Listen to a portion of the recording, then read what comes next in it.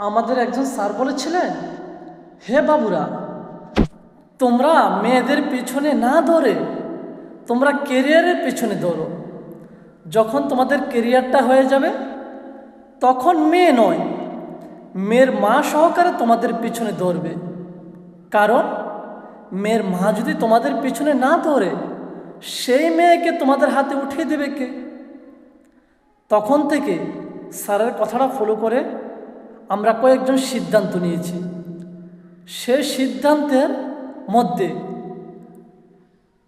আজকে কেউ কেউ আছে ইউরোপ কান্ট্রিতে জব করছে, অস্ট্রিয়াতে আছে, ক্রোয়েশিয়াতে আছে। এক একজনের মান্থলি ইনকাম রয়েছে 2 থেকে 3 লক্ষ টাকা। আজকে সেই স্যারের কথাটা মনে পড়ে গেল, সেই স্যারের কথাটা বাস্তবিত হলো।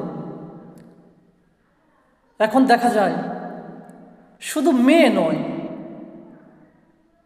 শুধু মেয়ের মা নয়, মেয়ের পরিবার সহকারে সেই ছেলেদের পিছনে দৌড়ছে। সেদিন যদি সেই স্যারের কথাটা না ফলো করে, সেদিন যদি স্যারের কথাটা না মানতাম, হয়তো আজকে আমরা এই জায়গাতে না আসতে পারতাম।